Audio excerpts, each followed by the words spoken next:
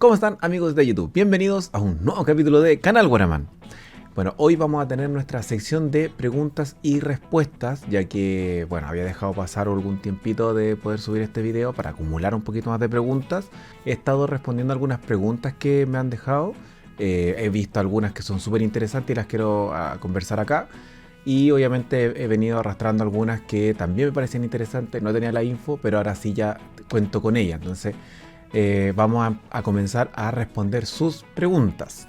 Víctor Merino nos pregunta: ¿cómo le das la pendiente para que caiga el agua? Bien, en este caso la pregunta va orientada al video que hicimos, en este caso del cobertizo de madera. La pendiente en este caso se calcula en relación a la zona en la cual uno esté. Aquí, de alguna forma, nos vamos a encontrar, ¿cierto?, con ciertas fórmulas que nos van a permitir hacer el cálculo. Como por ejemplo, en este caso. Acá la pendiente se calcula en relación, como decía, a la zona. Si tenemos zonas sin lluvia, para un techo de casa debería estar entre un 10 y un 15%, para zonas obviamente moderadas entre un 20 y un 30%, y para zonas con lluvia fuerte serían entre un 30 y 40%. En este caso, para mí en particular, lo que hice yo en el cobertizo, que es una pendiente mucho menor, lo hice con una pendiente del 3%. No, más allá de eso, por lo menos a mí, no necesitaba más. La verdad que aquí en la zona igual, estoy en Santiago, ¿cierto? Igual no llueve mucho, pero cuando llueve tampoco es algo tan exagerado, por lo tanto me permite tener una pendiente pequeña, un 3%. ¿Cómo se calcula? Esto en relación a, no sé, en este caso mido la altura, ¿cierto?, en la pared, mido la altura, ¿cierto?, en el pilar, y la diferencia, ¿cierto?, del 3%, como habíamos visto en la fórmula. Más que nada esto sería como 3 centímetros en un metro, es decir, que a un metro yo me tengo que bajar 3 centímetros, ¿ya? Y eso me permite tener esa pendiente del 3%. Pero como decía, es algo que es pequeño, no es mucho y sirve para, en este caso, el cometido. Tapar, ¿cierto?, en este caso, las lluvias, tapar el sol y que me dé un poquito más de sombra. César Lares nos pregunta: hola, una pregunta. ¿Qué hay que tener en cuenta a la hora de comprar un Maruti? Ya, en este caso, bueno, hay que revisar muchas cosas y no solamente lo vamos a englobar o lo vamos a dejar centralizado en un Maruti, porque puede ser para cualquier tipo de vehículo. En particular, y ahí nos vamos a focalizar a lo mejor en algunos detalles del Maruti, pero lo que es genérico para todos los autos es el odómetro, es decir, cuántos kilómetros lleva recorridos, ¿cierto? Considerar que uno tiene un promedio entre 10.000 y 20.000 kilómetros por año. Con ese promedio en cabeza hay que evaluar, ¿cierto?, qué año es el vehículo, cuánto es lo que debería de tener en su etapa mínima, es decir, con 10.000, su etapa máxima, ¿cierto?, con 20.000, y ver cuánto es, si calza o no calza dentro de ese rango. Ese es el primer indicador de cómo está usado el vehículo. Ver la condición en la cual está el motor, ¿cierto? Si no tiene fugas de aceite, si, no sé, si tiene algún problema en algún fuelle, ¿cierto?, que son estas gomas que protegen las homocinéticas de las ruedas, ¿cierto?, tanto el lado de caja como el lado de rueda. Ver si es que el vehículo está cuadrado, de que no tenga a lo mejor visualmente alguna descuadre que se note que puede haber estado chocado. Revisarlo por debajo, ¿cierto?, en este caso, para saber si hay algún arreglo que haya quedado visiblemente, como para tenerlo ahí en consideración y que efectivamente nos dé esa indicación de que el vehículo haya sido reparado. Obviamente también todo lo que es estético, es decir, cómo se encuentra el uso, cómo están los asientos, cómo están los tapices, cómo está el piso, todo eso nos va a ir dando una orientación en particular de cómo se encuentra el vehículo. Y obviamente también la prueba de manejo, o sea, cómo está, ¿cierto?, en manejo, si se siente parejo, si está todo en orden, es una de las condiciones. La otra, ¿cierto?, adicional, es que hoy día existe, ¿cierto?, el AutoFact, donde también te permite hacer el monitoreo de cuántos kilómetros lleva, si es que tuvo alguna pérdida, si es que eso fue declarado, como decía en este caso, por el seguro, o si salió de remate, ¿cierto?, cosas por el estilo. Entonces esa documentación también, la parte legal, te la da AutoFact. Y para el Maruti, alguna condición especial, la verdad que revisar, como decía, la parte del el habitáculo del motor, revisar que efectivamente no tenga algún choque, son las partes que en este caso más se nota, si es que está algún descuadre, si es que tiene alguna reparación por soldadura, si tiene a lo mejor una pintura, o sea, se va a ir notando al menos en el Maruti. El Maruti, como decía, tiene 4 cambios hacia adelante, un cambio hacia atrás, y hay que ir haciendo oído, ¿cierto?, a la caja si es que tiene algún sonido, si es que tiene algún, o se llega a trabar, ver el desgaste un poco de los neumáticos para saber si efectivamente le han hecho la alineación y balance, alineación en este caso. Pero más que nada son como recomendaciones o tips pequeños de cómo verlo. Y eso es otro un buen punto. El odómetro del Maruti llega solamente, o en este caso tiene 5 dígitos, no tiene los 6, por lo tanto su número máximo son 99.999. Y hay muchos Maruti en la cual se encuentran, ¿cierto?, con, no sé, 17.000, 20.000 kilómetros que lo muestra el odómetro, pero hay que considerar que son 127.000, porque ya a la fecha es muy difícil, ¿cierto?, que se pueda encontrar un vehículo con 10.000, 20.000 kilómetros, siendo que el último Maruti que se vendió en Chile fue el 2010. Entonces hay que calcular eso, ¿cierto?, como decía, más que nada para saber si efectivamente estuvo bien usado o no, pero el resto, como decía, es un poquito de suerte también. Ver la cantidad de dueños que haya tenido el vehículo, que eso tampoco te da garantía de que el vehículo esté bueno o malo, pero más que nada te va a ir dando una chance para saber cómo estuvieron los cambios, ¿cierto?, de dueños, cada cuánto tiempo, cómo se movió eso. Pero esas son un poquito las recomendaciones que te puedo dar, en este caso para el Maruti, y para el resto, en casos generales, cómo se puede adquirir un vehículo usado. Denise Pinto nos pregunta... dice, dado que conoces tanto de Maruti, ¿tú sabes si se puede adaptar una caja de cambios de 5 marchas? A ver, el Maruti en sí, con la configuración que tiene, no es posible, porque hay que ver las relaciones que tiene, es decir, las vueltas que da el motor en relación a las vueltas que va a dar en la caja. Es un poco la explicación que logré recabar también hace años atrás y consultando a ciertas personas, porque no solamente la idea ha salido ahora, de hace mucho tiempo que la idea está de cómo adaptarle esta caja de cambio. Ahora, ¿cómo hacerlo? Sí, podrías hacerlo, pero como decía, considerando el motor en sí, sacando la caja y dejando solamente el bloque original del Maruti, no, por la relación de giro que tiene uno con otro. ¿Qué significa la relación de giro? Por ejemplo, la caja de cambios da una vuelta, el motor va a dar 2 vueltas. O sea, va a dar 2 ciclos, la caja de cambio da un ciclo. Pasas a la segunda marcha y así van, ¿cierto?, hasta llegar a la última, que sería una vuelta motor, una vuelta la caja, como para que estén alineados. Si yo le pongo ahora una caja de quinta de cualquiera, lo que va a pasar es que el Maruti, el motor, va a estar dando una vuelta y la caja va a estar dando a lo mejor 0,75. Y por lo que de alguna forma logré entender que era esa relación que tienen en los giros no corresponde, por lo tanto tendrías problemas. Bien, acá tenemos una pregunta doble. 2 personas nos preguntan lo mismo. José Peralta dice, tengo un Maruti del año 2000 y la aguja de la benzina no le está subiendo. Y por otro lado es Catherine Mella, que dice que tiene un vehículo del año 2006 y que tampoco le está funcionando la aguja que señala cuánto nivel de benzina tenemos en el estanque. Bien, acá en particular hay que considerar que hay que revisar la parte eléctrica primero. Es muy difícil a lo mejor que se vaya a echar a perder el flotador, como para considerar que por ahí viene el problema. ¿Ya? Primero hay que revisar si efectivamente está llegando voltaje, si está llegando, bueno, en este caso la resistencia, ¿cierto? Si es que está haciéndolo correctamente o no. Este es un problema que es un tanto común en el Maruti, pasaba en algunas ocasiones, y que la recomendación es revisar. ¿Qué vamos a revisar? En este caso vamos a ver la parte de atrás, ¿cierto? En este caso los asientos traseros.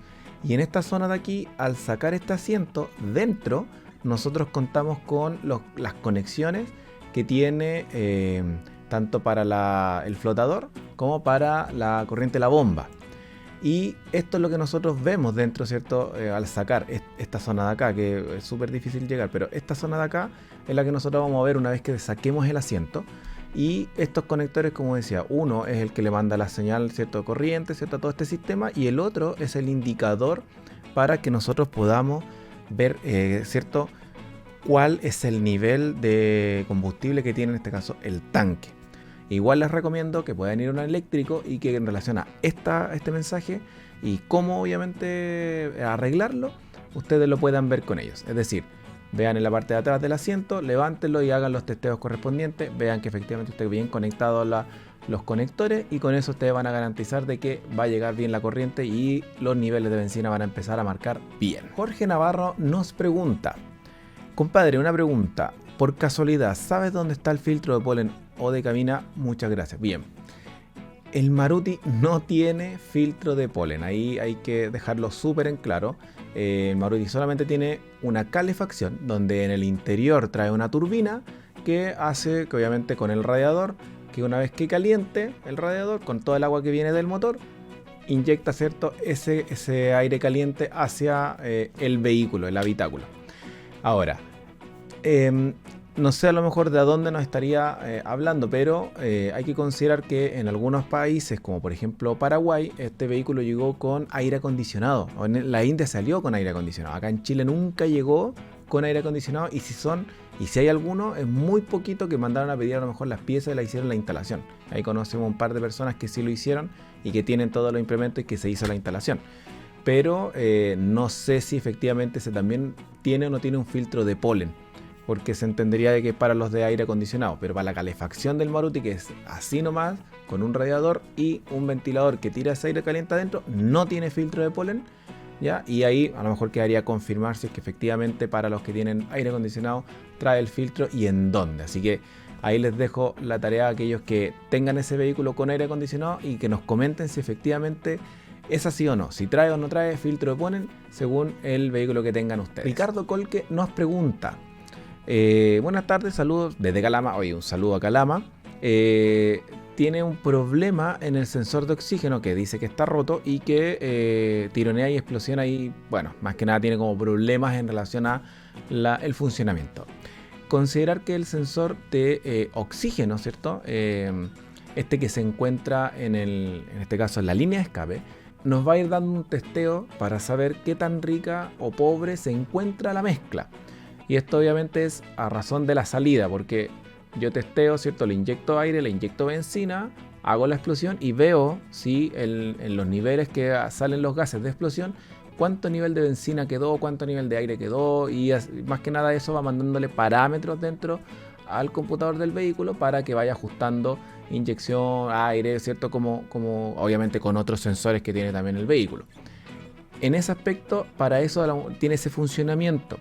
Hay que revisar, porque efectivamente él dice que anda a tirones, ¿cierto? Y que no sé, que tiene a lo mejor algunos problemas adicionales de a lo mejor explosiones, no sé cómo podría a lo mejor él explicarse mejor en ese sentido, pero considerando la pregunta principal sobre el sensor de oxígeno que se encuentra roto, hay que revisarlo. O sea, se recomienda cambiarlo, de verdad, es un sensor bastante fácil de sacar y además que es muy útil, es necesario tener ese sensor. Y obviamente el vehículo no te lo va a marcar con que te falta esté roto, no tiene ese testeo, por así decirlo.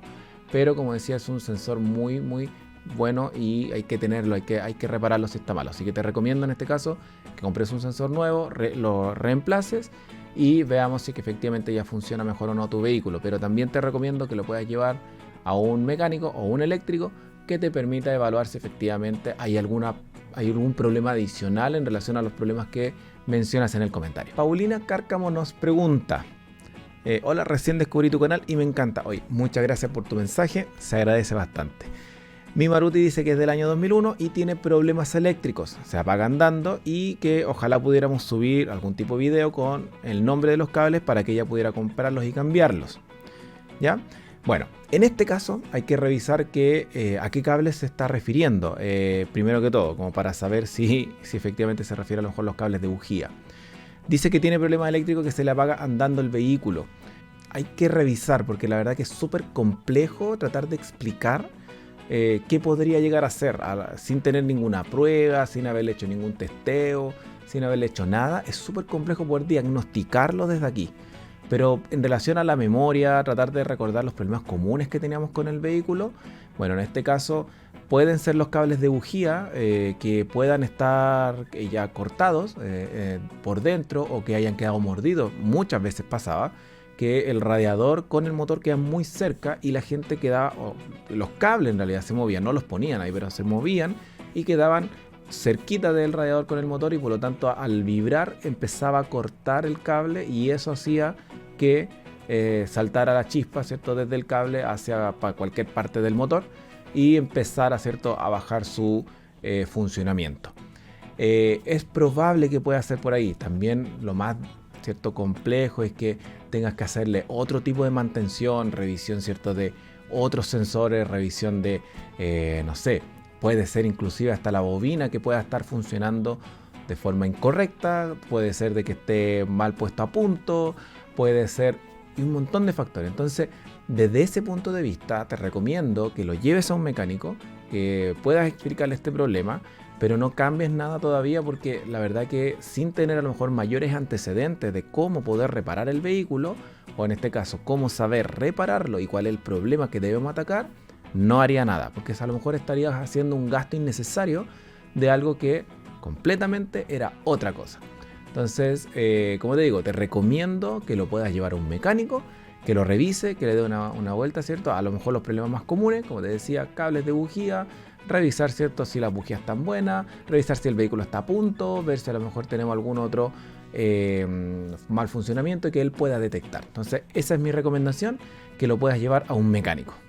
Ángelo Cáceres nos pregunta: hola, tengo el mismo problema y ya revisé las mangueras. La pregunta es si la gomita que se encuentra dentro del cuerpo de aceleración hay que hacerle mantenimiento o puede dejar la escoba si trato de sacarla. Bien, esta pregunta va orientada a, en este caso, el video del problema más común que tiene el Maruti, que es cuando empieza a hacer una aceleración y desaceleración involuntaria, solamente cuando uno está en neutro, que se siente el vehículo oscilar, ya lo vimos en el video. Y él dice que a pesar de que hizo la mantención, la revisión y todo, aún así tiene el mismo problema. Bueno, también dijimos en ese video, y si no, bueno, lo aprovecho de mencionar, es que no solamente es producido por eso, sino que también puede, como decía, estar mal puesto a punto y que podría provocar ese problema. Y lo que hay que revisar es en la parte, en este caso, del cuerpo de aceleración. Y en el cuerpo de aceleración, ¿cierto? Nos podemos encontrar con esto, donde también lo mostramos un poquito en el video, en que aquí, en estas zonas de acá, hace, ¿cierto? El tapón, esta zona de aquí, ¿cierto? Hay que destaparla, ese hay que ver si está tapado, esta parte es del termostato, ¿cierto? Y la pieza que está acá la vamos a buscar, ¿cierto? Un poquito más abajo, porque debería estar mostrándonos por aquí, aquí. Y en esta pieza de acá hay que considerar de que esta parte de aquí entra y sale el agua. Por lo tanto, también hay que revisar y validar, como habíamos dicho, la parte de atrás, esa parte de abajito donde está el termostato, y estas mangueras tiene que haber entrada y salida. En este caso, si lo están probando con aire, entrada y salida de aire tiene que haber. Pero no ajusten la pieza que está por detrás. Si ustedes sacan esta pieza, van a encontrarse con un resorte y una pieza de plástico que se gira. No la saquen, porque esa pieza, ¿cierto?, está ajustada, y esa, como decía, abre el paso para que pase el agua desde, en este caso, la parte de atrás del vehículo, entre aquí y salga y se vuelve a meter al circuito saltándose el termostato. Eso ocurre, como decía, mientras el vehículo se está calentando. Cuando ya el vehículo debería estar en su punto, debería estar caliente porque el termostato abrió, no debería de hacer la aceleración y desaceleración involuntaria, porque ya no estaría pasando gran mayoría del agua por acá, sino que estaría pasando por el termostato. ¿Cómo dejarla nuevamente como estaba? Porque la idea es que esa no se mueva. Es un resorte, que esa, cuando se calienta el resorte se expande. En este caso, cuando se enfría se comprime y permite pasar o no pasar el agua. Entonces, por eso puede tener esa aceleración y desaceleración involuntaria. También puede estar orientado en ese punto en particular, que esté. Y bien, ahí teníamos nuestras principales preguntas que pudimos revisar en las cajas de comentarios, y tratamos de entregar la mejor respuesta a cada una de ellas. Me encanta esta sección porque efectivamente nos permite estar un poquito más cerca, comunicarnos al respecto y ir seleccionando las mejores preguntas. Son súper interesantes algunas preguntas, y hay que averiguar un poquito más, y por eso a lo mejor no están puestas acá. Pero sí, como decía, me gusta mucho esta sección porque me permite recopilarlas todas, comentarles, hacer algún resumen y entregárselas para que ustedes puedan avanzar en sus proyectos. Entonces, les agradezco mucho. Ya también les agradezco, somos 3600 en nuestro canal y esperamos seguir subiendo más. Así que ahí díganles a sus amigos, díganles a su familia que nos ayuden y nos aporten, ¿cierto? Para seguir subiendo y creciendo con este canal. De verdad que se los agradezco un montón. Así que no se olviden de activar la campanita, suscríbanse, comenten, ¿cierto? En la caja de comentarios. Y obviamente para que no se vayan a perder otro capítulo de este canal, tu canal Guaramán. Hasta la próxima.